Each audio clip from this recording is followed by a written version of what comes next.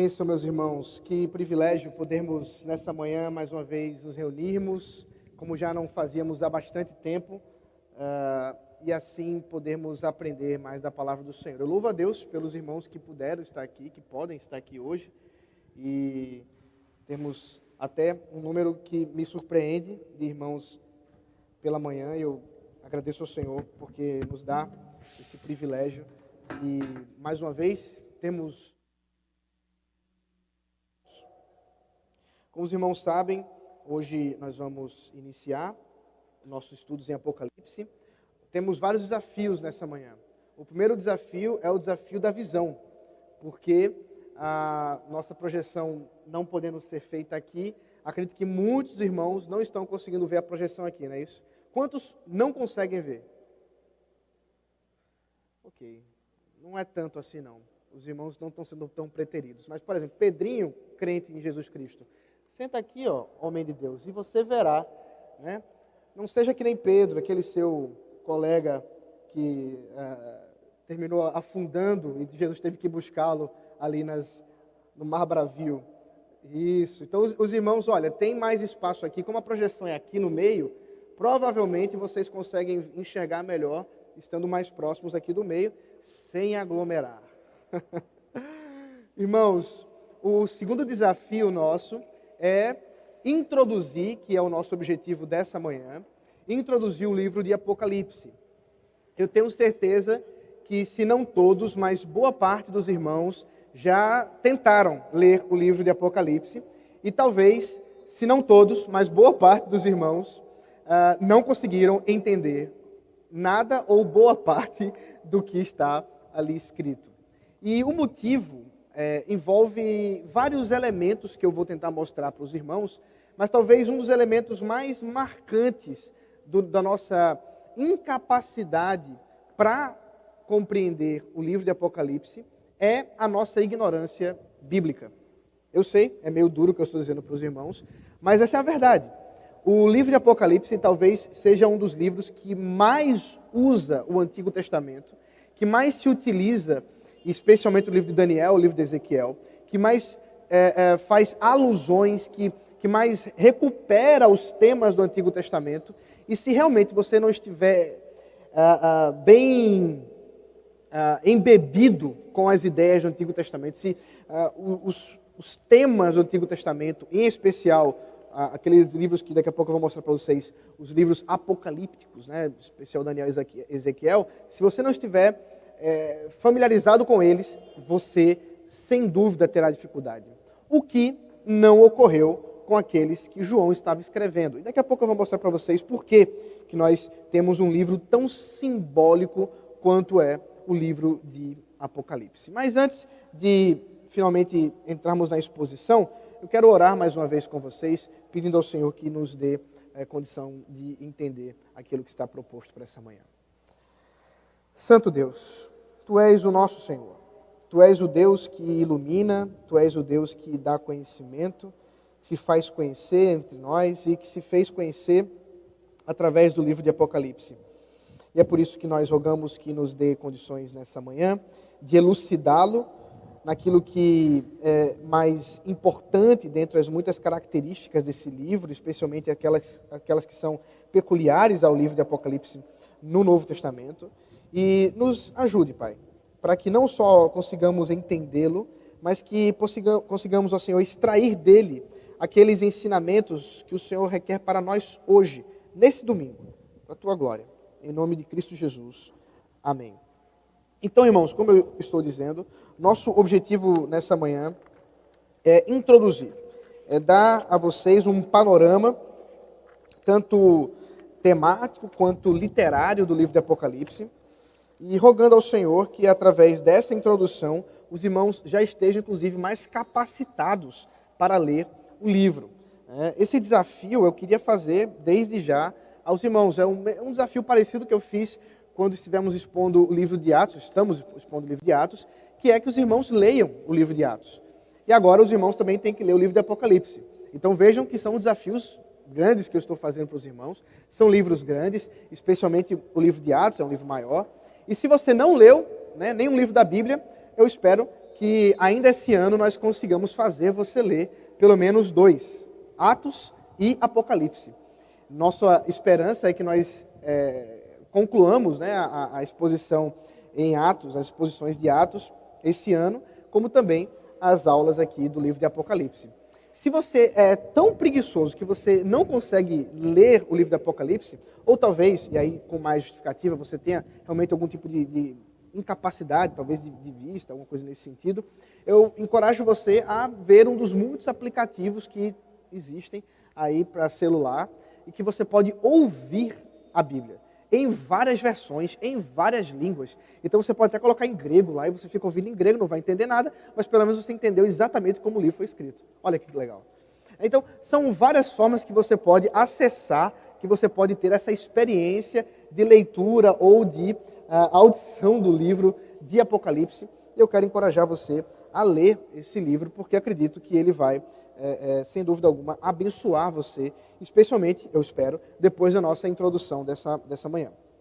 Muito bem, nosso objetivo é introduzir o livro, e eu começo dando aquilo que...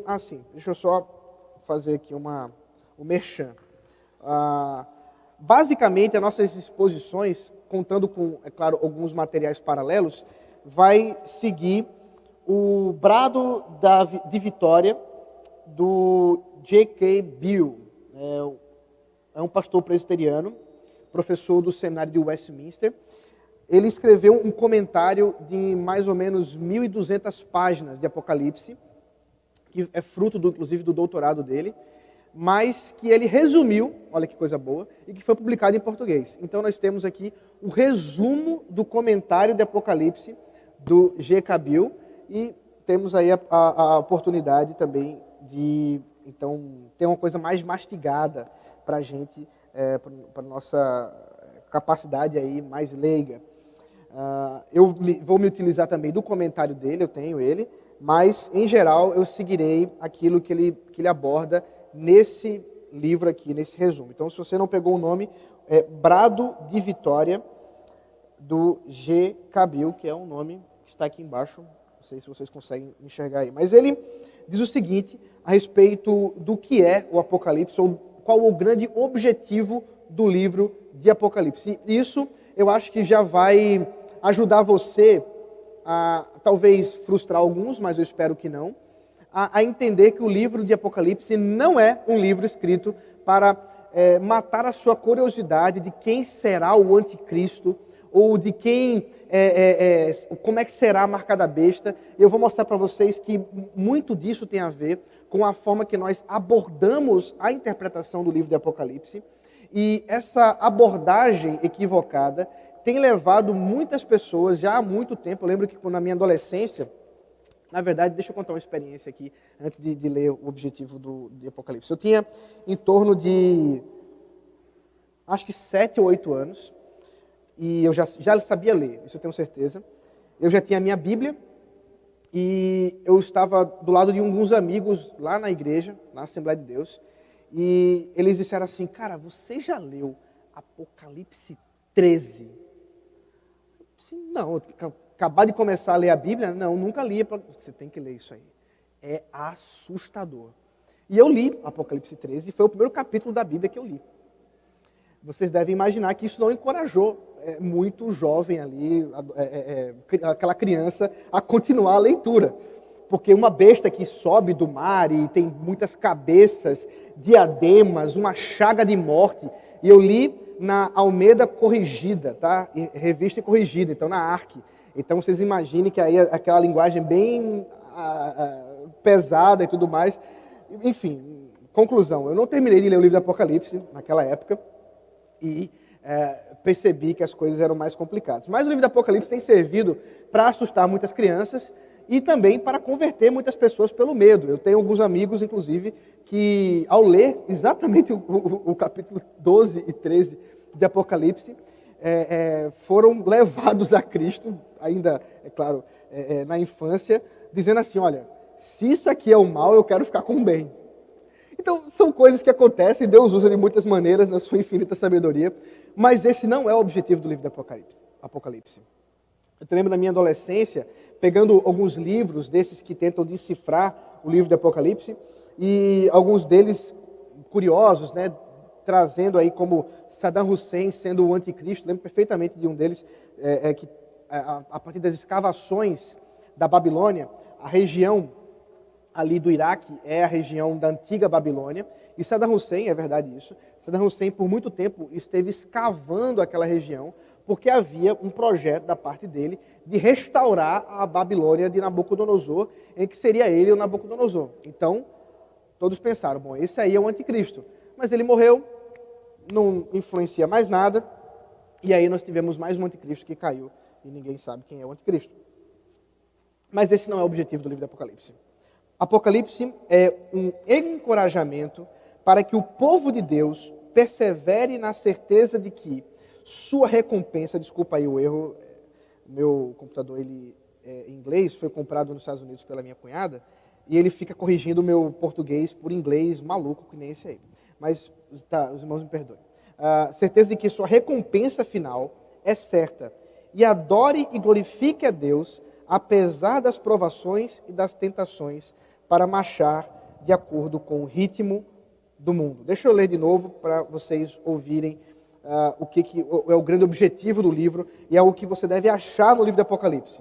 É um encorajamento para que o povo de Deus persevere na certeza de que a sua recompensa final é certa.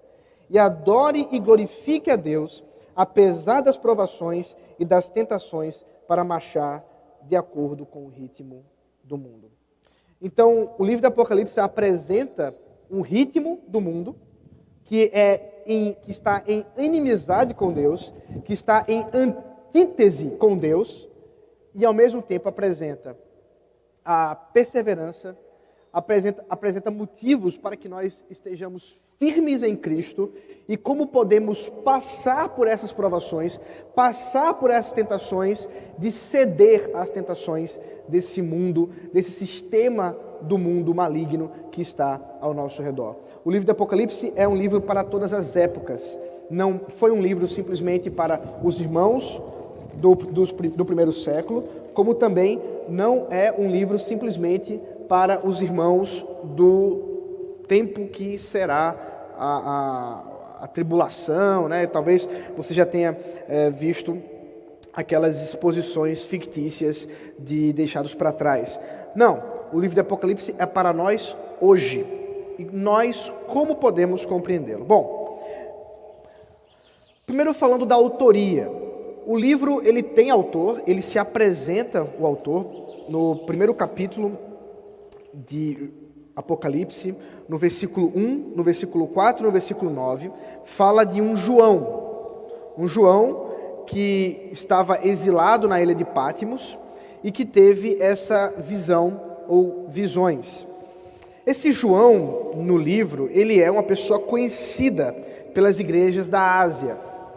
Era alguém que já era do conhecimento das igrejas, que já tinha intimidade com as igrejas, não só intimidade, mas tinha autoridade pastoral para com essas igrejas, porque as muitas exortações que ele passa a fazer para com a igreja, mostra alguém que era íntimo, mostra alguém que tinha um relacionamento pastoral com aqueles irmãos e também que detinha autoridade para com aquelas igrejas. Ele também é alguém que, ameaçado pelo império, foi levado ao exílio. Ele mesmo diz isso, que por causa do testemunho de Jesus Cristo, ele foi levado para a ilha de Patmos, onde está ali, exilado. Daqui a pouco eu vou mostrar para vocês onde é que ficava a ilha de Patmos. E ele também parece ser um judeu da Palestina. O motivo disso é a sua habilidade com o texto hebraico, mas também um judeu com conhecimento profundo nas línguas gregas e alguém que tinha conhecimento também do material das escrituras em grego. Só para explicar para os irmãos o que significa a escritura hebraica e a escritura grega nesse contexto aqui do primeiro século. Vocês sabem, a Bíblia do Antigo Testamento foi escrito em hebraico, na sua grande parte, e em algumas porções, especialmente daquelas do período do exílio babilônico, escrito em aramaico. Você vai ter porções grandes de Daniel escritas em aramaico, porque era a língua falada na Babilônia, e também porções em Ezequiel, também em aramaico. E quando se deu o período helenístico, com as invasões de Alexandre o Grande, e a sua propensão, o seu desejo, o seu impulso de dominar todas as culturas, de dominar todas as nações, havia da parte dele um desejo de conhecer os escritos sagrados de cada cultura, de cada religião. E ele, e posteriormente os seus continuadores do império, deram prosseguimento a uma tradução do Antigo Testamento. Não foi só o Antigo Testamento, outros livros escritos por povos estrangeiros aos gregos também foram traduzidos, mas o Antigo Testamento foi traduzido para o grego, que era a língua helênica, a língua dos gregos, a língua de Alexandre o Grande, a língua que agora, nesse período que exatamente inaugura essa porção do Novo Testamento, era a língua falada, né? Como para nosso tempo, seria como o inglês. E vocês sabem que, geralmente, quando um livro ele vende muito, se ele não for escrito em inglês, a primeira tradução que ele é feito é para o inglês, porque é exatamente através da língua inglesa que ele terá uma projeção maior. A mesma coisa aconteceu com o Antigo Testamento, ali por volta do quinto século, do terceiro século mais ou menos, quando no governo do Império de Alexandre o Grande, depois de seus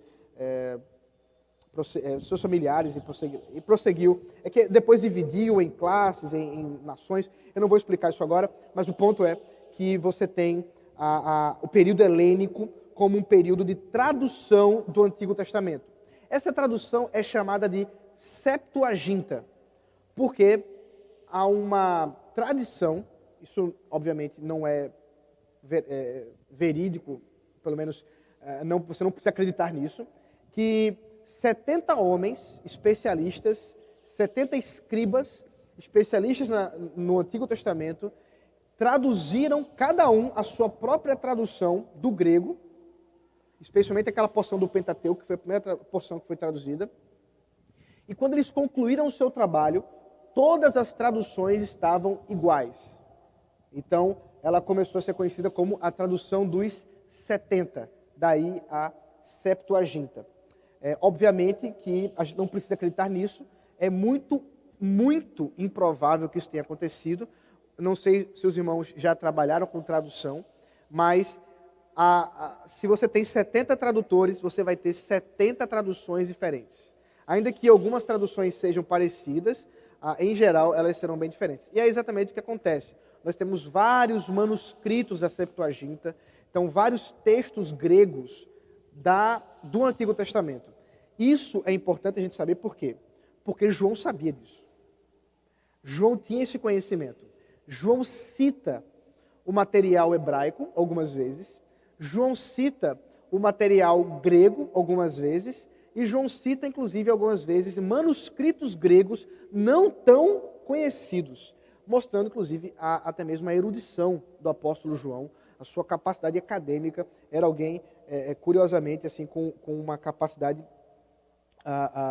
acima do normal, inclusive entre os discípulos, entre os apóstolos. Nós cremos que foi o apóstolo João, porque há um testemunho por parte da igreja. Irineu, especialmente no seu livro Contra as Heresias, Irineu segue a tradição, porque João, melhor dizendo, Policarpo foi discípulo de João, e Irineu teria sido também discípulo de Policarpo. Então, Irineu teria sido a terceira geração daqueles que seguiram. Então, você tem motivos para acreditar que realmente foi o apóstolo João, porque poderia ser outro chamado João, que fosse conhecido pelas igrejas da Ásia, que tivesse autoridade pastoral, que era um judeu da Palestina e que tivesse conhecimento das escrituras hebraicas e gregas. Mas isso é bem improvável. É por isso que nós cremos, sim, que foi o apóstolo João, o mesmo que escreveu o Evangelho de João, um evangelho que também é extremamente rico em termos de porções com o Antigo Testamento, extremamente rico em termos de discussão com algumas situações que estavam acontecendo com a igreja. Os irmãos que me acompanharam nas devocionais de 1 João, viram que João estava disputando ali com um grupo religioso dentro da igreja, que depois vai sair da igreja e serão chamados de gnósticos. Mas isso é outro assunto, os irmãos já devem lembrar aquilo que a gente já mencionou. Mas então, o mesmo autor para o Apocalipse, o mesmo autor para o Evangelho de João, o mesmo autor para as cartas. Ele que foi o último dos apóstolos a morrer, provavelmente escreveu também tanto os evangelhos quanto o Evangelho, quanto também o livro de Apocalipse. Em que local João escreveu? Então, tem um mapa aí que vocês não estão vendo, mas acreditem em mim, tem um mapa ali. E esse mapa é um mapa que corresponde à Ásia Menor, e tem ali as igrejas que serão, inclusive, destinados ao livro do Apocalipse, e a ilha de Patmos, que é impossível que vocês estejam vendo, porque ela é muito pequena, mas tem um quadrinho aqui no lado esquerdo que está apontando para essa ilha de Patmos. É uma porção muito pequena nas proximidades da região ali da Ásia. Ela ficava em torno de 60 quilômetros de distância do continente da Ásia. É uma ilha em torno de 60 quilômetros quadrados, então uma ilha muito pequena. Ela é uma região pagã, que havia cultos a Artemis, cultos a vários deuses. Inclusive, há uma tradição que fala que João esteve exilado, escondido numa caverna. Isso não está nas Escrituras, mas nós temos relatos históricos que apontam que João teria escrito o Apocalipse numa caverna, escondido exatamente contra as perseguições dos pagãos para um cristão. Ele está ali exilado, provavelmente impedido de sair da ilha, talvez ele estivesse livre de caminhar ali pela ilha, mas ele não estava livre para sair daquela ilha. Possivelmente foi lá que ele morreu. Nós não sabemos, os detalhes históricos não são tão claros. É possível que João tenha escrito o Evangelho um pouco antes de ser preso. Então, é o último dos Evangelhos, né? Ele escreve exatamente muito próximo entre o Evangelho de João e o livro de Apocalipse. Ele teria escrito provavelmente em Éfeso, que é uma das cidades da Ásia Menor, e também uma cidade da qual ele foi pastor. Ele pastoreou aquela cidade, o que mostra, inclusive, mais uma evidência da sua relação íntima com as cidades ali, da qual ele depois vai endereçar o livro de Apocalipse. E nós temos, então, João sendo exilado, sendo preso. A demonstração que nós temos de que ele era alguém realmente de status para com a igreja, como um pastor, como alguém de destaque, é exatamente por ele ter sido exilado. O império, para enfraquecer o movimento cristão, tinha o costume de exilar, de matar aqueles que eram líderes da igreja cristã, exatamente para que os outros, né? Então, vocês imaginem se por acaso o governador, o prefeito aqui quiser dividir vocês, quiser enfraquecer a igreja de Casa Caiada. Ele com certeza começaria prendendo o pastor, prendendo o conselho. E a partir do momento que vocês não tivessem mais os presbíteros, não tivessem mais o pastor, a igreja olharia eles pensariam, né? A igreja olharia para um lado, olharia para o outro, bom, vamos seguir nossa vida pagã. Mas vocês sabem que não foi isso que aconteceu. Pela graça de Deus, Deus concedeu que, pelo Espírito Santo, a igreja fosse fortalecida, inclusive pelo próprio livro de Apocalipse. Eu sei que está bem difícil, irmãos, mas eu espero que eu esteja sendo mais didático do que a projeção.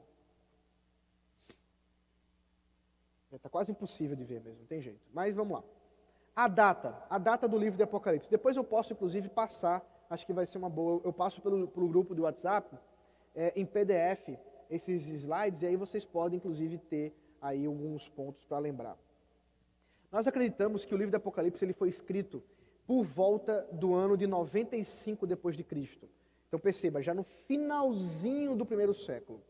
Que motivos nos levam a crer isso? Bom, primeiro, o capítulo 2, versículo 3, versículo 13, o capítulo 3, versículo 8 e 9, demonstram perseguição que estava acontecendo ainda localizada na igreja, ocasional e localizada para com a igreja.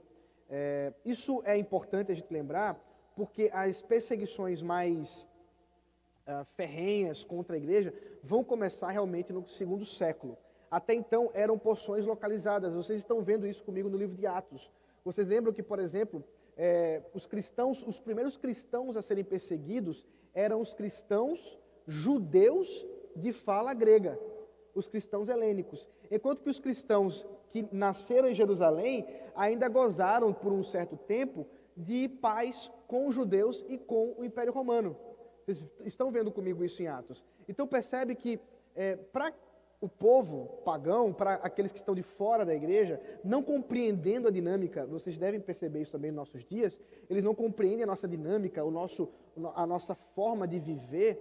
Eles perseguiam grupos dentro da igreja, mas não a igreja como um todo. Isso vai levar mais tempo para acontecer, e no ano 95 isso ainda não tinha acontecido.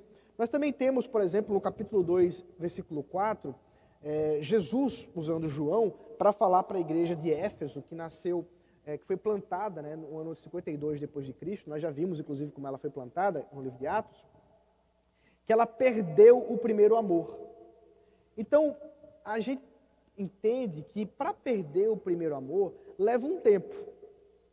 Para que ela seja exortada a perder esse primeiro amor, e inclusive considerando que João pastoreou aquela igreja, esteve com ela, a gente entende que isso teria que acontecer mais para frente do que, por exemplo, no ano 60, como geralmente se acredita. Basicamente, você tem dois grupos de datação para com o livro de Apocalipse. Aqueles que, e isso tem a ver inclusive com a interpretação que você faz para o livro de Apocalipse. Aqueles que acreditam que o livro de Apocalipse foi escrito antes do ano 70. Os irmãos lembram o que foi o evento histórico no período ali neotestamentário que aconteceu no ano 70? Vocês sabem o que aconteceu? Alguém pode me dizer com máscara mesmo?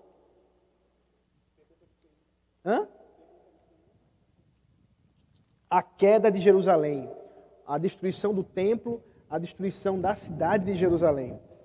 E para um grupo dos intérpretes de Apocalipse, o livro do Apocalipse diz respeito exatamente a essa destruição, às profecias decorrentes para essa destruição. Portanto, teria que ter sido escrito antes do ano 70.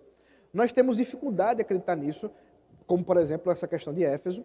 Também, um outro exemplo é o terremoto na cidade de Laodiceia, que aconteceu no ano 60 depois de Cristo.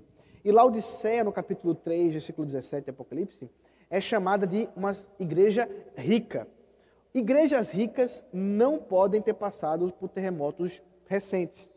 Então, entende-se que ainda estaria muito recente para a igreja e para a cidade de Laodiceia o terremoto para chamá-la de uma igreja rica. O que vai acontecer realmente, Laodiceia vai se recuperar depois do terremoto e ela vai, então, realmente ser uma igreja, uma cidade rica. Também, talvez, o mais contundente argumento para que nós creiamos que foi escrito por volta do ano 90, um pouco depois da década de 90, aí depois de Cristo, é o culto ao imperador que foi estabelecido em Éfeso, no reinado de Domiciano. Esse imperador,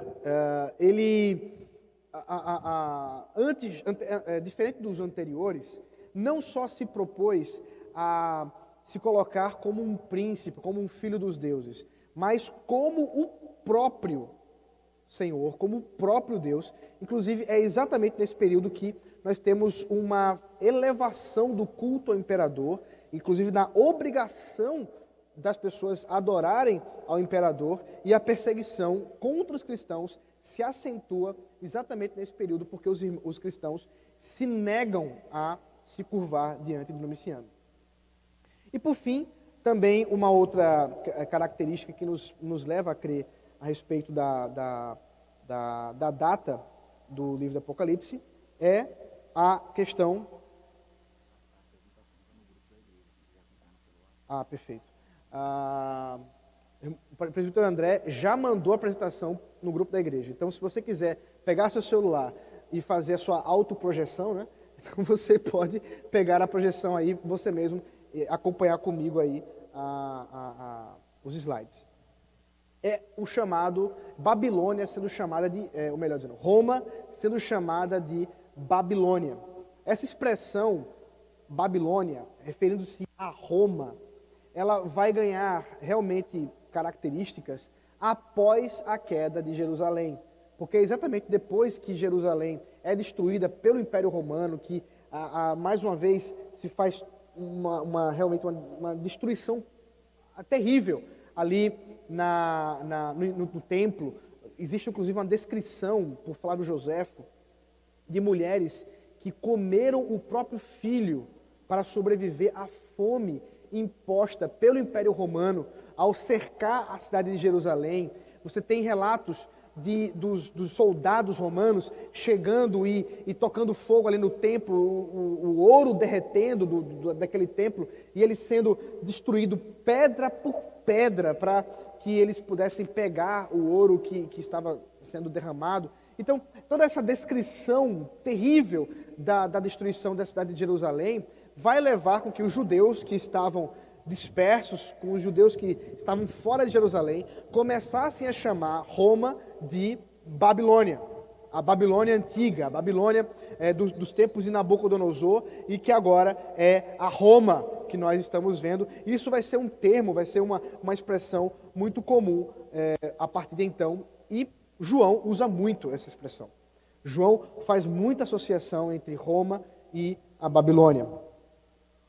Então, por tudo isso, nós cremos que o livro de Apocalipse é um livro que foi escrito, talvez seja o último livro escrito da Bíblia, e foi escrito aí no final do primeiro século, já realmente com João bem idoso. Ele estava ali na ilha de Patmos, já no final de sua vida, e escreve para encorajamento, como nós já vimos.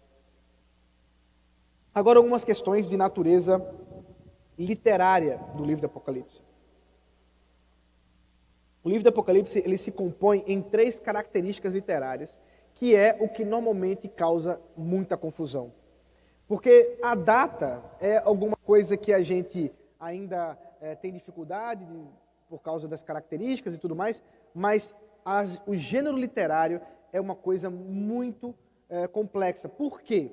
Porque nós não estamos habituados a ler o tipo de literatura que é o Apocalipse.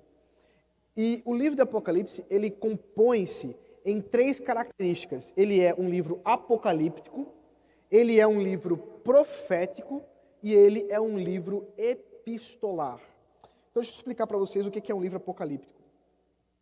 Uma literatura profético-apocalíptica, ela tem origem na expressão apocalipsis, que significa revelação, que é a primeira palavra do livro de Apocalipse. Né? Se você pegar o texto grego de Apocalipse, ele começa com Apocalipse, Apocalipse de Jesus Cristo.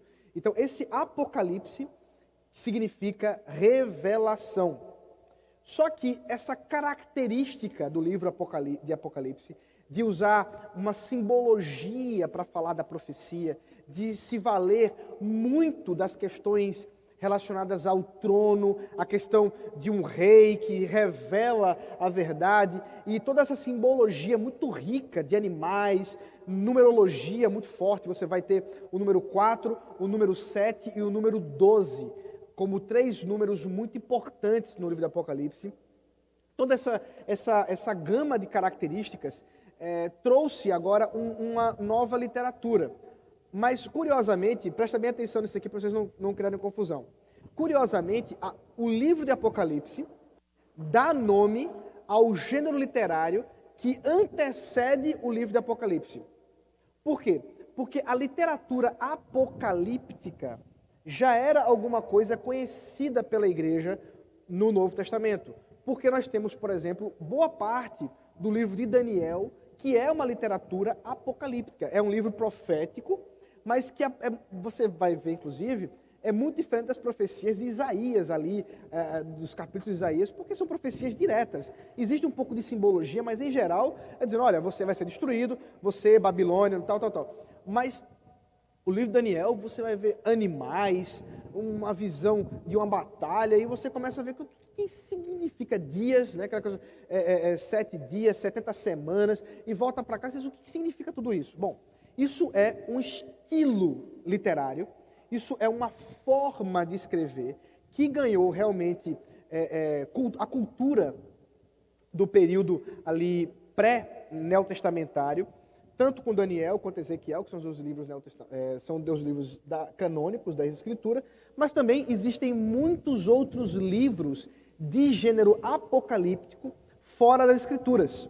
Então você vai ter Enoque, Baruque, e vários outros livros, que eu não me recordo de cabeça se o nome, mas vários outros livros que estão exatamente escritos nesses 400 anos do período interbíblico que divide as profecias finais ali, a volta do período do exílio da Babilônia, com Esdras, com Neemias, e a chegada de João Batista, a chegada de Jesus Cristo, já no Novo Testamento. Esse 400 anos, que é aproximadamente o tempo que divide essas duas porções, teve uma grande efervescência da literatura apocalíptica, que tem esse nome por causa do livro de Apocalipse, apesar do gênero já estar sendo usado muito antes do nome ter sido cunhado. Os irmãos entendem a questão do vai e volta aí da situação? Pronto.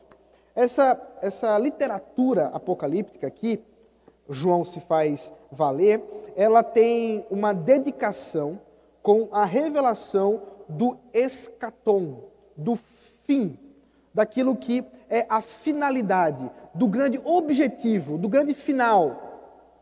E nós vamos ver que quando falamos de escatologia, nós não estamos falando necessariamente sobre os últimos, ou talvez o último dia, sobre o futuro, mas estamos falando de alguma coisa que diz respeito já ao grande clímax, ao grande ponto da história da humanidade, que foi a vinda do Senhor Jesus Cristo, a sua morte e a sua ressurreição. Isso tem tudo a ver com escatologia. Se fôssemos, portanto, resumir, a literatura profético-apocalíptica, ela é uma revelação profética do passado, do presente e do futuro. Então, essa característica apocalíptica do livro nos dá alguma dificuldade, muitas vezes, para interpretar, mas ela tem essa característica mesmo, e nós vamos ver como podemos interpretá-la mais para frente. Ela também tem uma característica epistolar, ela também é uma epístola, é uma carta.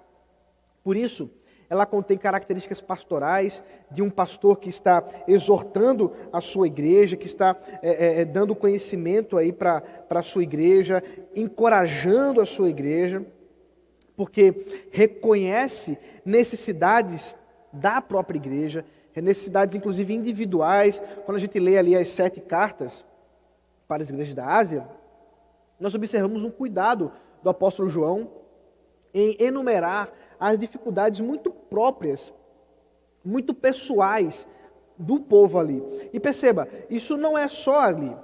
Todo o livro de Apocalipse, ele tem essa preocupação. Inclusive, há muitas conexões entre aquilo que João fala nas 7 cartas e aquilo que ele dirá também a respeito das visões, das trombetas, dos selos, dos ais e todos esse desenrolar das visões. Ela tem uma relevância, por ser uma carta, ela tem uma relevância para a igreja daquela época. Isso é muito importante para a gente interpretar o livro de Apocalipse, porque, em geral, nos nossos dias, as pessoas interpretam o livro de Apocalipse de tal forma que ele seria completamente irrelevante para quem recebeu a carta. Vocês já imaginaram? Você recebeu uma carta e que você olha para aquilo ali e você não só não entende, como era impossível que você entendesse. Por quê? Porque o livro está falando de Saddam Hussein. Você já imaginou o pessoal da Ásia Menor, no primeiro século, dizendo assim: ah, não, isso aqui é sobre Saddam Hussein, vamos aguardar mais 2000 anos que a gente vai saber do que significa esse texto. Vocês estão imaginando o problema que há quando você quer interpretar o texto carregando consigo a nossa história hoje, a gente está dizendo basicamente o seguinte, que João escreveu um livro para o povo, para encorajar o povo numa coisa que é impossível que eles entendessem, porque não faria sentido algum para eles, o que não é verdade. Mas também, por ser uma epístola, e como todas as outras epístolas do Novo Testamento, ela tem relevância para a igreja em todos os tempos. Isso também vai nos ajudar a interpretar o livro de Apocalipse e entender que esse livro diz respeito à igreja naquele período em que João escreveu, mas também diz respeito a todos os períodos da igreja, porque serviu de encorajamento, serviu de ânimo para todos os tempos em perseguições e em tentações. Agora a coisa começa a ficar difícil. Se você estava achando difícil, segure-se na cadeira, coloque o cinto, põe o capacete que as coisas vão piorar. Nós temos pelo menos 4 tipos de interpretação ou formas de interpretação do livro de Apocalipse. E nessas 4 há subdivisões. Então, eu vou tentar caminhar com vocês. Inclusive, eu preciso ver o tempo aqui, porque eu já estou vendo que a coisa está caminhando e eu quero abrir para perguntas. Talvez eu tenha que dividir a introdução para hoje e para domingo que vem, até pelo tempo, né, que a gente teve de atraso. Mas vamos lá. Bom, a primeira é preterista, a segunda historicista, a terceira futurista e a quarta idealista ou idealista histórico redentiva. Vamos lá, uma por uma, ver as suas características. A visão ou a abordagem preterista do livro de Apocalipse diz o seguinte: todo livro já se cumpriu. A profecia ou as profecias lidam especialmente com a queda de Jerusalém em 70 depois de Cristo. Babilônia é Israel decadente, ou também pode ser Roma. E aí, nesse caso, a profecia estaria lidando até o 5º século. Então aí você tem 2 tipos de preterismo. O preterismo que acredita que o Apocalipse se refere basicamente, ou quase que totalmente, à destruição, até a destruição de Jerusalém, do ano 70, e um outro grupo que acredita que se refere até à decadência, à destruição do Império Romano no 5º século. Essas 2 abordagens, elas estão englobadas aí no preterismo. Em geral, não é necessário, mas em geral, os pós-milenistas, que é uma visão do milênio, tem a tendência de acreditar nisso. Por que pós-milenistas? Porque eles acreditam que o milênio ele virá depois de todas essas coisas. Então nós já estamos vivendo o depois. Estamos apenas aguardando a volta de Cristo, porque o resto todo já se cumpriu. A destruição da Babilônia, o diabo já está preso, está tudo derrotado. Agora é o momento da vitória da igreja. E é por isso, inclusive, que eles são conhecidos. Esse grupo é conhecido por ser otimista com relação à história. É uma visão completamente diferente do que geralmente se acredita.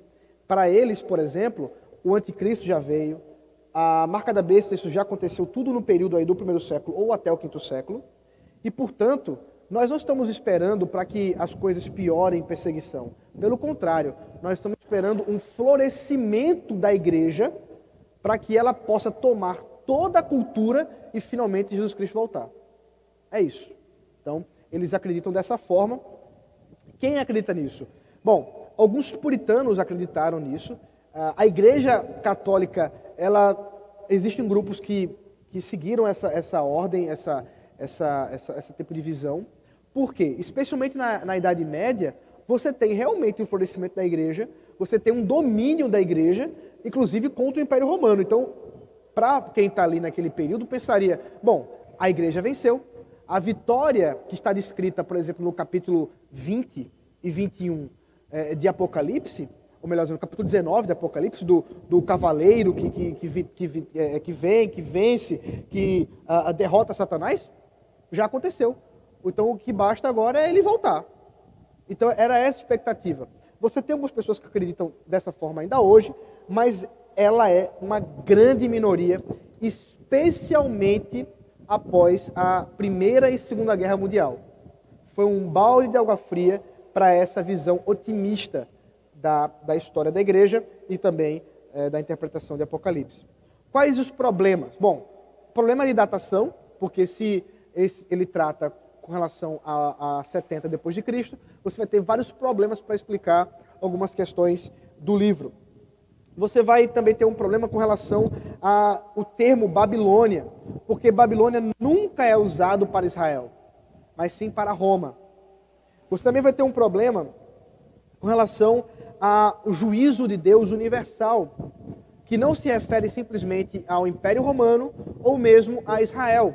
Mas quando você olha ali para a visão que Daniel teve, melhor dizendo, que Nabucodonosor teve e Daniel interpretou no capítulo 2, você encontra um juízo para todas as nações. Assim também no capítulo 7 de Daniel. Então, você não encontra essa relação do livro de Daniel.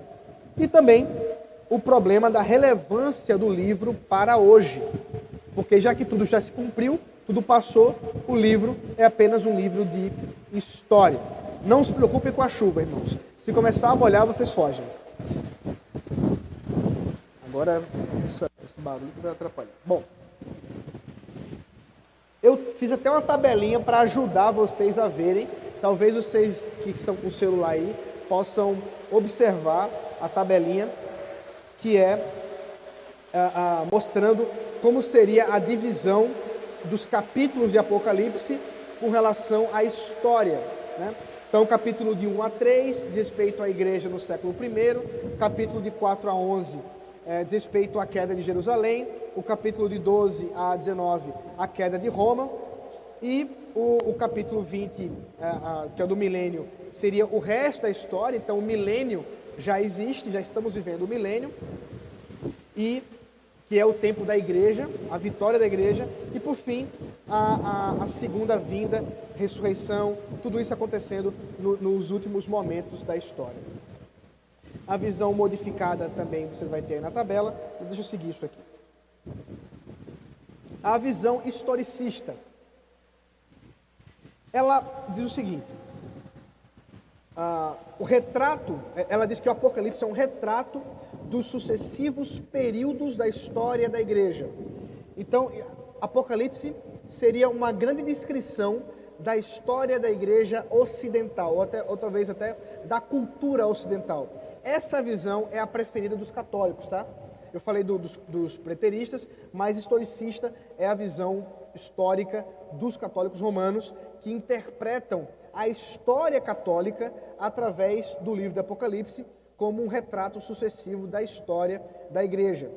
O livro refere-se a acontecimentos históricos específicos.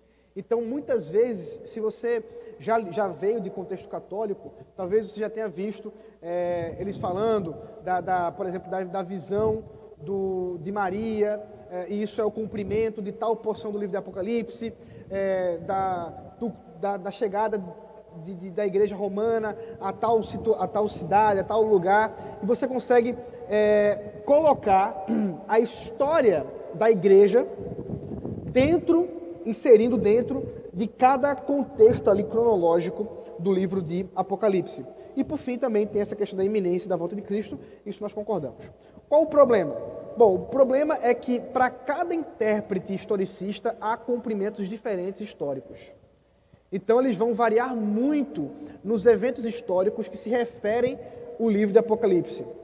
Eles também vão ter problema com a previsão da volta de Cristo, que foi frustrada várias e várias vezes dentro dessas previsões feitas durante a história da igreja.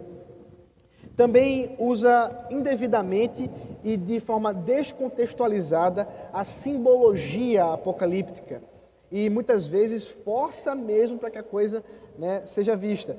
E nós temos dentro da igreja evangélica também esse problema, mas é mais associado ao futurismo, que tem algumas coisas parecidas com o historicismo. Eu vou mostrar para vocês daqui a pouco. E por fim, o problema da relevância para a igreja daquela época. Se o livro do Apocalipse é uma descrição da história da igreja, para que isso ser dado aos irmãos, de encorajamento aos irmãos do primeiro século? Não tem motivo.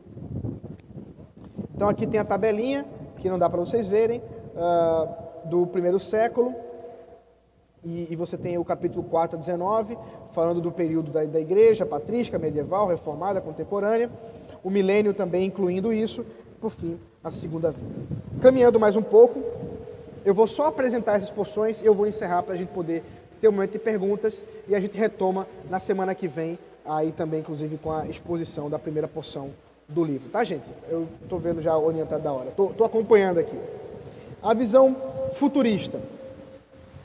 Primeiro, todo o livro, com exceção das cartas, capítulo 1 a 3, sim, só para lembrar para vocês, a visão futurista é a visão predominante na igreja evangélica. Então isso é importante. Eu vou descrever para vocês o que provavelmente vocês acreditam. E eu vou mostrar para vocês o problema. E essa é a visão predominante da igreja evangélica, em especial do movimento pós-anos 70, e aí os movimentos tanto pentecostais, fundamentalistas e tudo mais. Bom, vamos lá. Todo o livro, com exceção das cartas do capítulo 1 a 3, profetiza o fim da história. Então, o livro, quase como um todo, não está falando nem dos tempos históricos da igreja, nem está falando de agora, mas está falando de um futuro iminente, mas ainda não chegou. Ele está associado ao dispensacionalismo, especialmente, mas não só, com a literalidade, a interpretação literal de Apocalipse, sem respeitar essa questão da simbologia, e a questão cronológica. Também a gente vai ver isso na semana que vem. Essa questão das abordagens cronológicas e de recapitulação, eu vou ver com vocês na semana que vem, é bem importante também para interpretar o texto.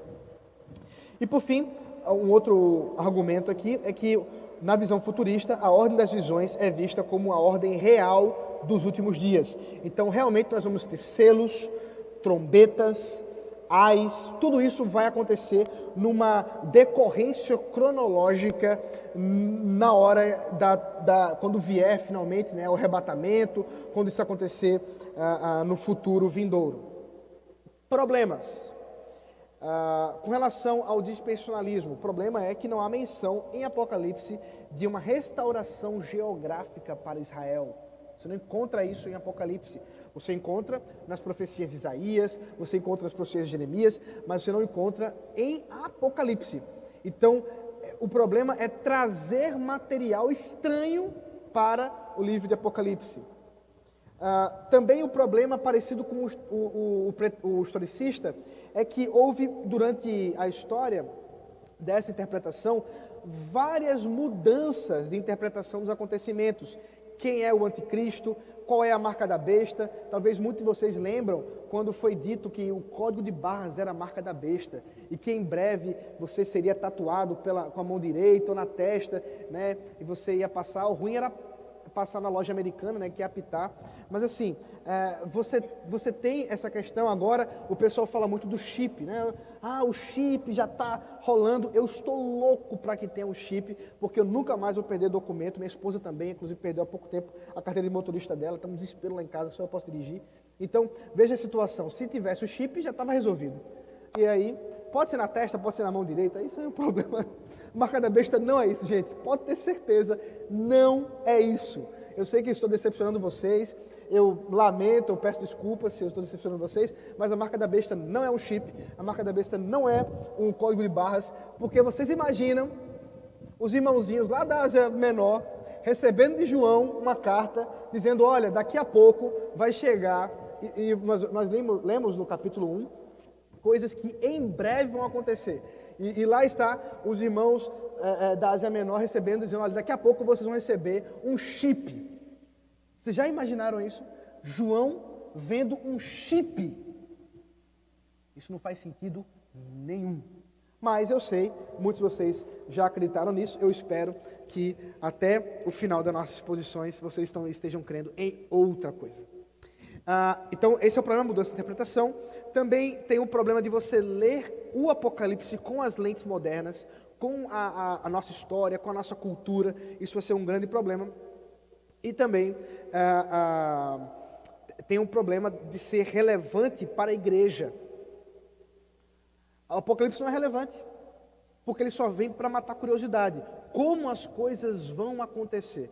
Então imagine agora o seu tataravô cristão, homem de Deus, servo do Senhor. Apocalipse não faz nenhum sentido para ele. Ele já morreu, Jesus não voltou ainda, então Apocalipse não serve para ele. A igreja não subiu, então não tem nenhuma relevância para ele. Será? Será que João escreveu uma carta, uma grande carta, toda essa revelação, todo esse trabalho que ele se deu para um grupo específico na história da igreja, no finalzinho dela, não faz sentido a relevância da igreja. Bom, eu acho que só com essa parte aqui, a exposição, eu já estraguei boa parte das fake news e dos spams que os irmãos têm colocado nos grupos do WhatsApp. Eu espero que nós continuemos assim até o final do Apocalipse. A gente talvez nem tenha mais fake news nos grupos do WhatsApp. A gente vai poder até abrir o grupo do WhatsApp, viu, André? Brincadeira, gente, não abre não. Então, só para ilustrar aqui, nós temos dois tipos de visão futurista.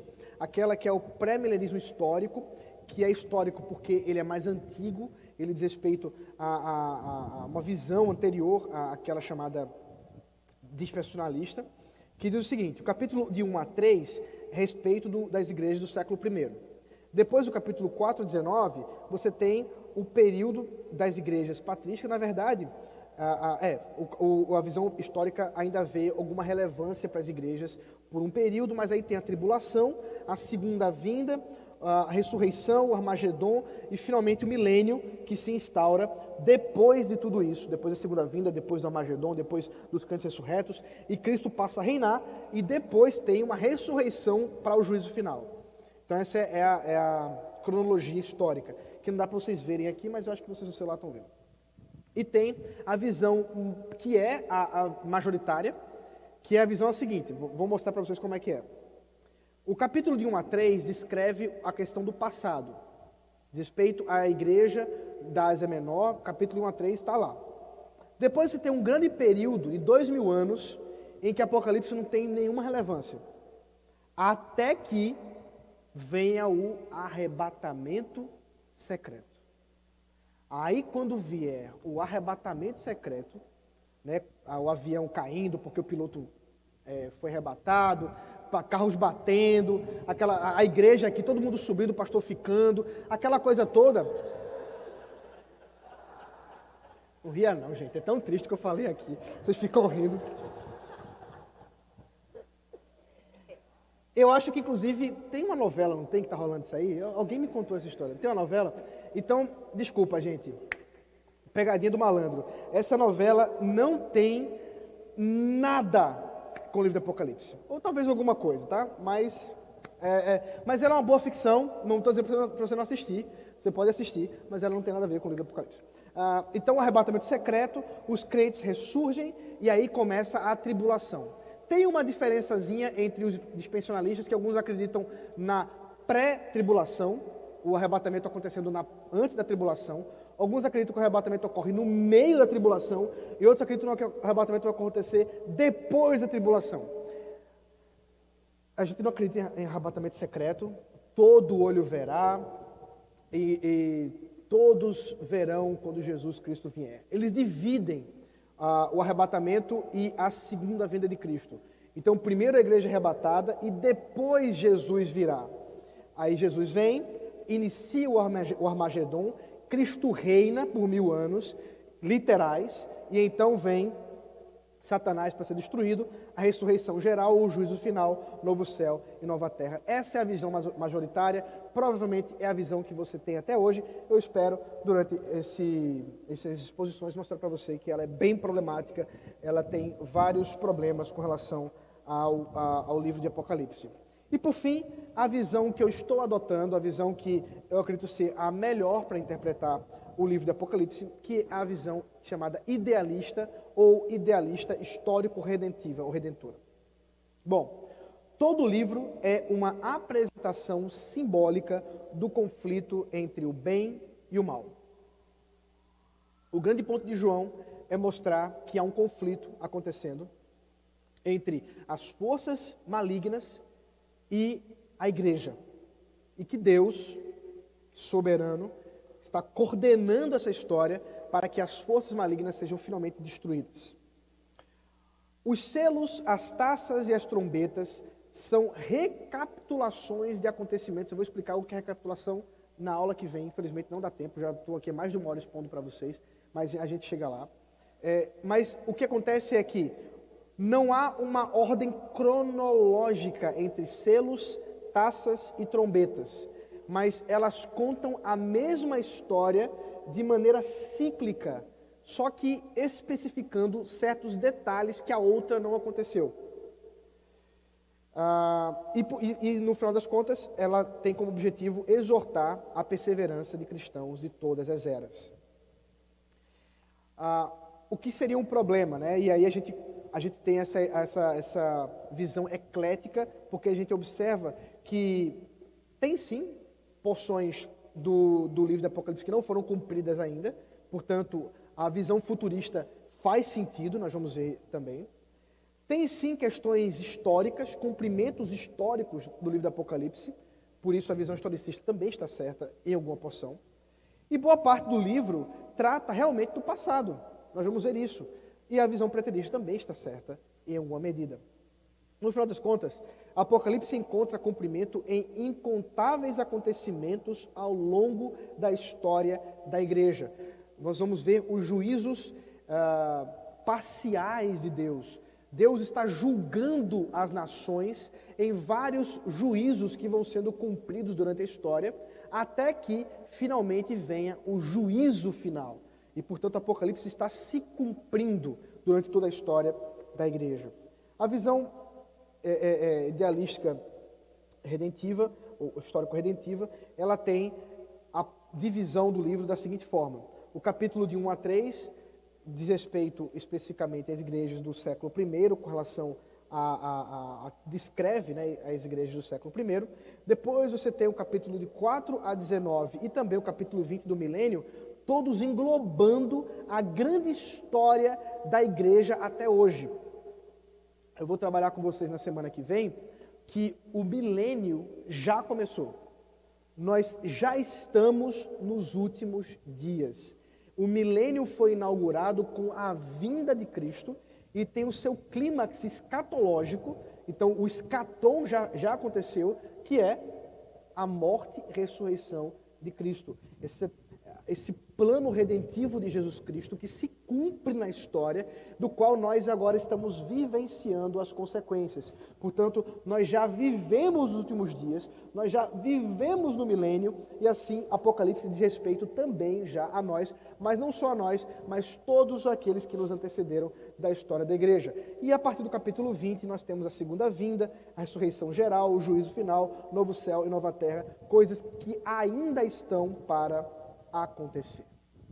Então, essas são as visões, as abordagens do livro de Apocalipse, e essa última é a visão que eu adoto, que eu pretendo apresentar para vocês durante a nossa exposição desse tempo que nos resta aí desse ano.